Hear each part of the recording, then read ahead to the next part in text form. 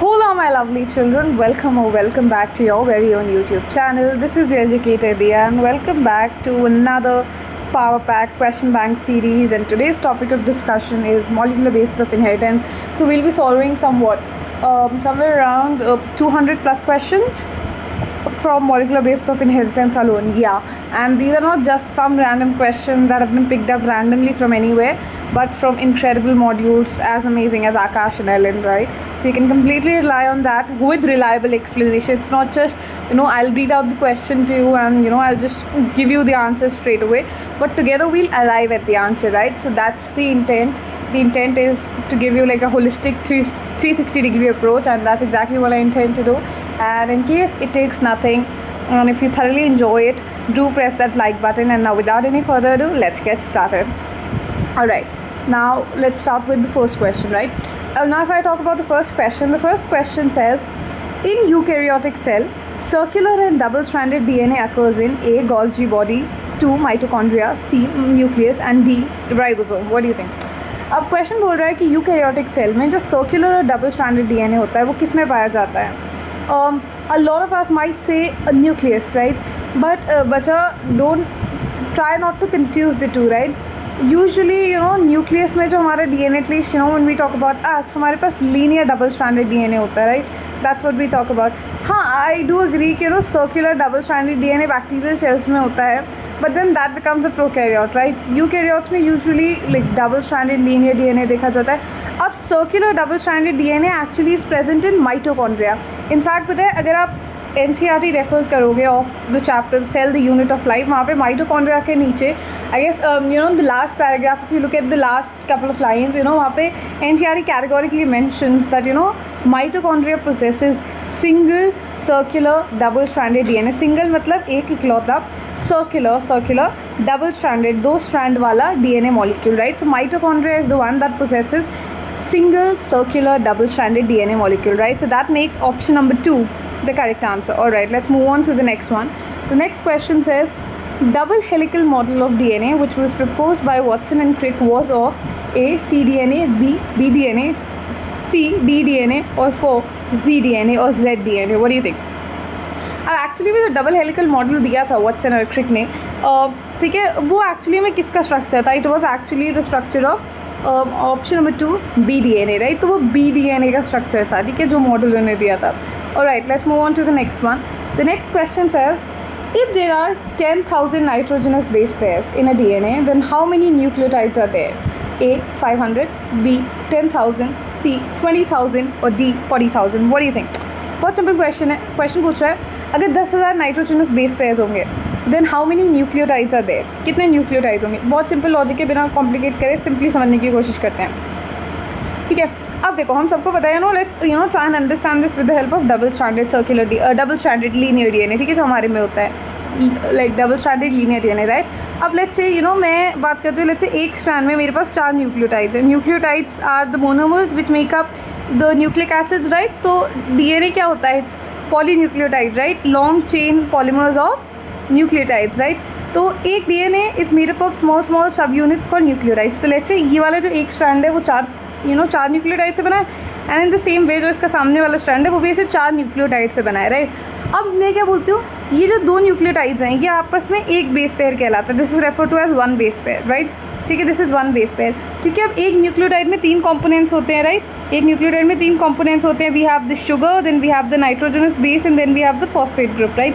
तो एक्चुअली में जो इसका नाइट्रोजनस बेस है उसका nitrogenous base and together this is refer to as 1 base pair, right? So अब एक बेस पेयर में ज़रा मुझे बताना कितने न्यूक्लियोटाइड्स हैं? 1 base pair has 2 nucleotides involve. एक बेस पेयर में 2 न्यूक्लियोटाइड्स हैं. तो in the same way question बोल रहा है अगर मेरे पास 1000 नाइट्रोजनस पेयर्स है, 1000 nitrogenous base pairs and then how many nucleotides are present? Then the correct answer would be option number 3 which is 20,000. अगर एक बात बताओ ना, अगर एक बेस पेयर में, जैसे कि आप क्लियरली देख सकते हो the one that I highlighted, एक बेस पेयर में बच्चा अगर 2 न्यूक्लियोटाइड हैं तो हमारे पास 10,000 बेस पेयर्स में कितने होंगे? 10,000 multiplied by 2, right? 10,000 multiplied by 2 which means 20,000 nucleotides. That makes option number C the correct answer. I hope that is clear to everybody. सबको समझ आया? Shall we move on to the next one? We should. Alright. The next question says, double helical model of DNA was proposed by A. Watson and Crick, B. Schleiden and Schoen, C. Singer and Nicholson, or D. Korenberg and Khurana? What do you think? Now this is a no-brainer. The double helical model of DNA was actually proposed by James Watson and Francis Crick. That makes option number 1 the correct answer. Alright, let's move on to the next one. The next question bacha says, backbone in structure of DNA molecule is made up of what? The backbone होती है in the structure of DNA molecule, that's made up of what? Is it A. pentose, sugar and phosphate? Is it... Alright, let's move on. Okay. Alright, let's look at question number 5. Question number 5 bacha says, backbone in structure of DNA molecule is made up of A. pentose, sugar and phosphate, B. hexose, sugar and phosphate, C. purine and pyrimidine, or D. sugar and phosphate. Now you have to tell me what do you think is the correct answer. अब देखो अलग अलग लोगों के अलग अलग answers होंगे, but let's be a little more careful, ठीक है. Backbone in the structure of DNA, basically they referring to DNA की बात करें. डीएनए में हमको पता है हमारे पास डीऑक्सीराइबोज शुगर होती है which is a pentose sugar, right. और हम सबको पता है जो एक्चुअली बैकबोन होती है it's refer to as the sugar phosphate backbone, right.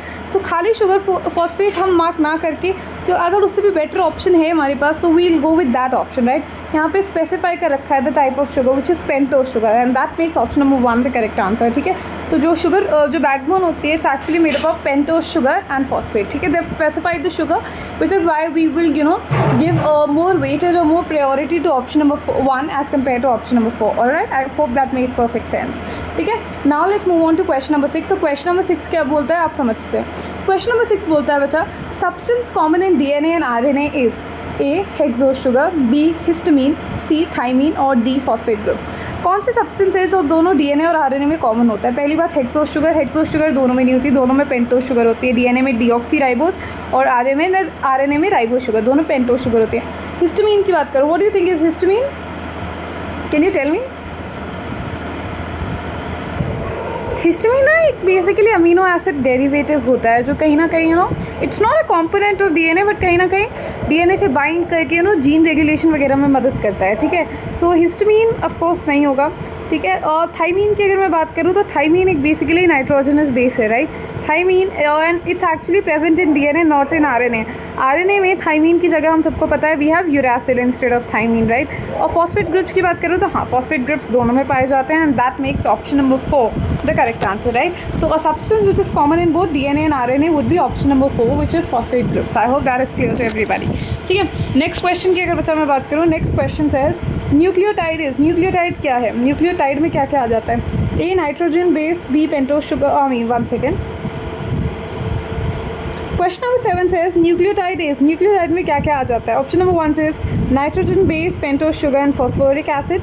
Option number 2 says nitrogen, hexose sugar and phosphoric acid. Option number 3 says nitrogen base, pentose sugar and option number 4 says nitrogen base, triose and phosphoric acid. What do you think बच्चा, क्या क्या आ जाता है? Very simple answer, this is a no brainer again. Nucleotide is nothing but nitrogenous base, pentose sugar और phosphoric acid. दूसरा option गलत हो गया क्योंकि पहली बात नाइट्रोजन नहीं होता, नाइट्रोजन बेस होता है. हेक्सोज शुगर भी नहीं होती है, ठीक है. पेंटोज शुगर होती है. नाइट्रोजन बेस, अब यहाँ पे नाइट्रोजन बेस पेंटोज शुगर दे रखा है but they have not mentioned anything about phosphoric acid. और चौथा वाला ऑप्शन एलिमिनेट कर देते हैं, नाइट्रोजन बेस है, फॉस्फोरिक एसिड है, ट्रायोसिस नहीं होते, इट्स पेंटोज शुगर, ठीक है. I hope that is clear, ठीक है. Moving on to the next question. Question number 8 says units of nucleic acid. Nucleic acid की यूनिट्स क्या होती हैं. ए. Phosphoric acid, B. Nitrogenous base, C. Pentose sugar और 4 nucleotides. What do you think? तो देखो मैंने क्या बताया आपको, न्यूक्लिक एसिड जो होता है ना वो क्या होता है, पॉलीमर होता है. न्यूक्लिक एसिड्स पॉलीमर है, right. DNA, RNA, they are polymers of nucleotides, right. तो इनकी जो मोनोमेरिक यूनिट होती है, सिंगल यूनिट जो होती है, that's refer to as nucleotide. That makes option number 4 the correct answer. I hope that is clear to everybody, ठीक है. Shall we move on to the next question? Oh, we definitely should, ठीक है. अगर मैं next question की बात करूँ तो बच्चा क्वेश्चन नंबर 9 बोलता है which element is not found in nitrogenous base. कौन सा एलिमेंट नाइट्रोजन बेसिस में नहीं पाया जाता. A. Nitrogen, B. Hydrogen, C. Carbon और D. Phosphorus. What do you think बच्चा? The correct answer would be option number 4 phosphorus. Because देखो हम सबको कहीं ना कहीं पता है nitrogenous bases basically heterocyclic compounds होते हैं. हेट्रोसाइक्लिक कंपाउंड्स कौन से होते हैं? Heterocyclic compounds which have at least 2 different elements in their in their ring which has at least 2 different elements. Nitrogenous bases के केस में हम सबको पता है, चाहे वो पिरिमिडीन्स हो चाहे वो प्यूरीन्स हो, उनकी जो रिंग होती है उसमें कार्बन भी होता है, कार्बन है तो हाइड्रोजन तो होता ही है वैलेंसी सेटिस्फाई करने के लिए, and apart from that they also have nitrogen, right, which is Y हम नाइट्रोजनस बेसिस को हेट्रोसाइक्लिक कंपाउंड्स बोलते हैं। तो उनके पास कार्बन भी होता है, कार्बन है तो हाइड्रोजन भी होगा और नाइट्रोजन भी होता है, राइट। फॉस्फोरस नहीं होता, phosphorus in fact is a component of the backbone of DNA, not of the nitrogenous bases, right? That makes option number 4 the correct answer. कौन सी चीज़ नहीं पाई जाती है? It's option number 4, phosphorus. All right, let's move on to the next one. Question number 10 is DNA was first discovered by, पहली बार DNA किसने discover किया था? A. Masher, B. Robert Brown, C. Fleming, D. Watson and Crick. What do you think बच्चा? DNA was first discovered by, सबसे पहले DNA किसने discover किया था? A. Masher. The correct answer would be option number A. Masher. ठीक है, पूरा नाम इनका क्या है? The full name is Frederick Masher. I hope that is clear to everybody. सबको समझ आया? Shall we move on to the next one? We should. चलो, let's look at the next question. Now let's see what this next question say. Next question बोलता है कि nucleic acid या DNA is not found in. Nucleic acid या DNA किसमें नहीं पाया जाता? A. Nucleus and nucleolus, B. Peroxisome and ribosome, C. Mitochondria and plastids, और D. Chloroplast and nucleosome. What do you think?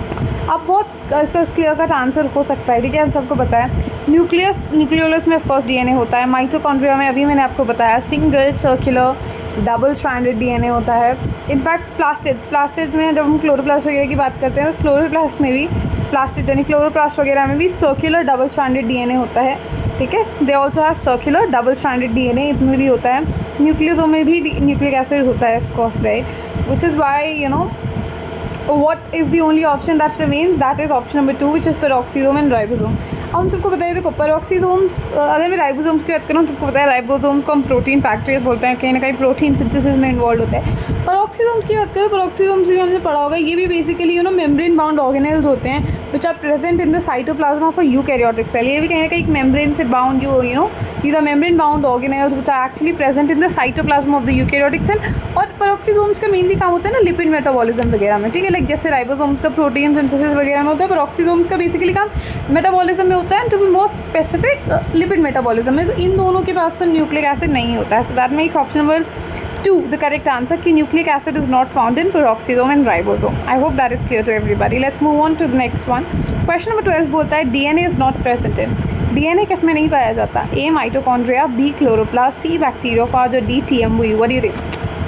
बहुत सिंपल जवाब है, अभी हमने डिस्कस किया माइटोकॉन्ड्रिया में DNA होता है। इनफैक्ट कौन सा DNA होता है? फाइन मैं ask you, it's single circular double stranded DNA, ठीक है। एक सिंगल मतलब सिंगल और डबल, अब बच्चे यहाँ कंफ्यूजन, सिंगल मतलब इकलौता, एक मात्र single circular double stranded DNA होता है माइटोकॉन्ड्रिया में। In the same way chloroplast में भी एक सर्कुलर डबल स्ट्रैंडेड DNA होता है, single circular double stranded DNA होता है। बैक्टीरियोफाज की अगर मैं बात करूँ बच्चा, bacteriophage bacteria eating virus, right. In fact NCERT में याद है बैक्टीरियोफाज जब मॉलिक्यूलर बेसिस ऑफ इनहेरिटेंस मैंने आपको पढ़ाया था, एनसीईआरटी के one of the first few paragraphs में 2 बैक्टीरियोफाजेस के नाम मेंशन्ड है।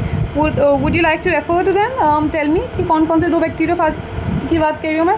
पहला तो हम बात करते हैं 5174 बैक्टीरियोफाज, राइट, 5174, और उसके बाद एक होता है लैम्डाफाज, राइट। ये दोनों मैंने आपको पढ़ाई भी थे during the detail course on molecular basis of inheritance, और ये एनसीईआरटी भी मेंशन करती है। 5174 में बच्चा अगर मैं बात करूँ, 5174 में सिंगल स्ट्रैंडेड सर्कुलर DNA होता है। उस टाइम में मैंने आपको बताया था ना ये एनसीईआरटी में नहीं है, but it has been asked time and again in multiple books, ठीक है। तो 5174 में सिंगल स्ट्रैंडेड सर्कुलर DNA होता है, सिंगल स्ट्रैंड वाला सर्कुलर DNA। और लैम्डाफाज में इसका बिल्कुल ऑपोजिट कर दो, सिंगल स्ट्रैंडेड की जगह डबल स्ट्रैंडेड, सर्कुलर की जगह लीनियर, और DNA तो होता ही है, राइट। तो 5174 में सिंगल स्ट्रैंडेड सर्कुलर DNA और लैम्डाफाज में double stranded linear DNA, right. तो आप क्लियरली देख सकते हो बैक्टीरियोफाज में DNA है, राइट। ऑल्दो बैक्टीरियोफाज सिंगल स्ट्रैंडेड भी हो सकते हैं, this no 2 ways about it, but हम बिल्कुल as per the chapter, right. उसके बाद अगर मैं TMV की बात करूँ, TMV which is tobacco mosaic virus, tobacco mosaic virus की अगर मैं बात करूँ तो टोबैको मोज़ाइक वायरस में बच्चा सिंगल स्ट्रैंडेड RNA होता है जो जेनेटिक मटेरियल। तो इनमें से अगर मैं बोलूँ कि किसमें हमारा जो है DNA प्रेजेंट नहीं है, that's gonna be TMV which is tobacco mosaic virus, and that means option number 4 the correct answer. Alright, let's move on to the next one. Question number 13 बच्चा बोलता है a nucleic acid contains thymine और methylated uracil, then it should be A. DNA, B. RNA, either DNA और RNA, और option number 4 RNA of bacteria. Question बोल रहा है कि एक न्यूक्लिक एसिड है, उसमें नाइट्रोजनस बेस के नाम पे दे हैव थाइमीन, या थाइमीन का एक और नाम होता है जो एनसीईआरटी भी मेंशन करते हैं, which is 5-methyl uracil. Thymine is also refer to as 5-methyl uracil, ठीक है। अब ये जो हम सबको पता है, थाइमीन बेसिकली कि कौन सी न्यूक्लिक एसिड में पाया जाता है, डीएनए में, ठीक है। आरएनए में थाइमीन नहीं होता, आरएनए में इधर डीएनए और आरएनए नहीं कर सकते, क्यों? क्योंकि आरएनए में हम सबको पता है they do not have thymine, instead of thymine they have uracil, uracil होता है, right. I hope that is clear to everybody, ठीक है। Let's move on to the next one. Next question is prokaryotic genetic system contain, prokaryotes का बता जो genetic system होता है उसमें क्या क्या होता है? A DNA and histones, B RNA and histones, C either DNA or histones, और option number D DNA and no histones. What you think? बहुत सिंपल आंसर है, बट इसके लिए अगेन इट डिपेंड्स कि कितने बच्चों को पता है ये पूरा कॉन्सेप्ट। एनसीईआरटी कैटेगोरिकली मेंशन, तो this is one of like most basic things जो आई गेस हर एजुकेटर बताता ही है कहीं ना कहीं।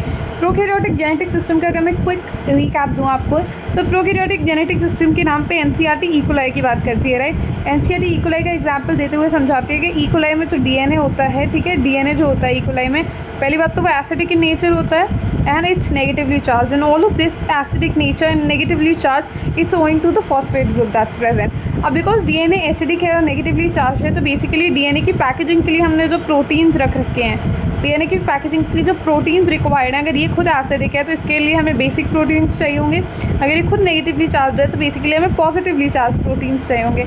And these basic and positively charge proteins they are actually refer to as what? They are actually refer to as polyamines. I hope that is clear to everybody. इतना सबको समझ आया? Alright, let's move, ठीक है। तो अब मैंने जैसे कि बताया, तो बेसिकली डीएनए की पैकेजिंग के लिए ना जो हमें एक्चुअली में प्रोटीन्स चाहिए होते हैं वो पॉलीअमीन्स होते हैं, मतलब हिस्टोन्स नहीं होते। हिस्टोन्स एक्चुअली यूकैरियोटिक सेल में पाए जाते हैं, right. So prokaryotic genetic system contains DNA but does not really contain any histone proteins, right. तो option number 4 will be the correct answer. Let's move on to the next one. Next question बच्चा बोलता है, एक nitrogen base together with pentose sugar and phosphate forms building block unit of nucleic acid is A nucleoside, B polypeptide. Question number 15 says a nitrogen base with pentose sugar and phosphate forms building blocks unit. Question number 15 says a nitrogen is base together with pentose sugar and phosphate forms building block unit of nucleic acid, that is A nucleoside, B polypeptide, C nucleotide और D amino acid. What do you think बच्चा? बहुत no brainer type of question है कि basically जो building blocks होते हैं nucleic acid के, यानी nitrogenous base along with the pentose sugar and the phosphate group together they form the building blocks, you know, or like the monomeric units of nucleic acid. तो तीनों मिलकर क्या कहलाते हैं? Together they are actually refer to as nucleotide. That makes option number 3 the correct answer. I hope that is clear to everybody. Let's move on to the next one.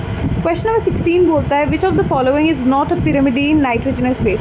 इनमें से कौन सा पिरामिडीन नाइट्रोजन बेस नहीं है?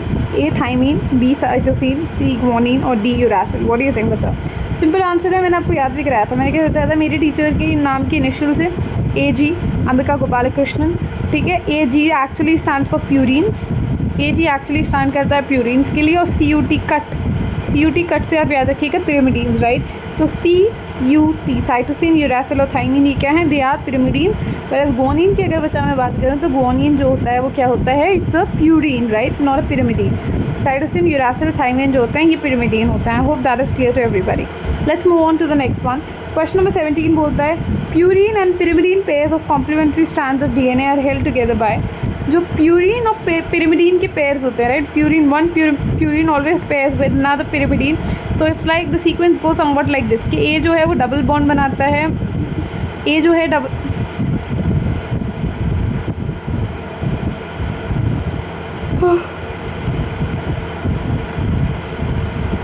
Question number 17 बोलता है, question number 17 says the purine and pyrimidine pairs of complementary strands of DNA are held together by।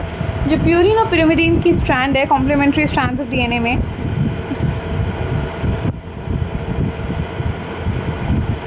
Question number 17 बोलता है बच्चा, 1 सेकेंड।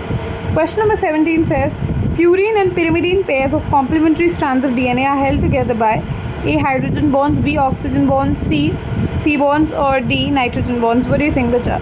तो जो प्यूरिन और पिरामिडीन्स है, प्यूरिन और पिरामिडीन्स जो हैं ऑफ द कॉम्प्लीमेंट्री स्ट्रैंड्स वो आपस में कैसे जुड़े हुए होते हैं? लाइक हम सबको पता है one purine always pairs with another pyrimidine. Purine और पिरामिडीन्स आपस में जुड़े कैसे होते हैं? With the help of hydrogen bonds, right. जैसे कि मैंने आपको अभी बताया एडेनिन जो है वो डबल हाइड्रोजन बॉन्ड बनाता है with thymine, and cytosine actually forms triple hydrogen bond with Guanine. I hope that is clear to everybody, and that makes option number 1 the correct answer. Now let's move further.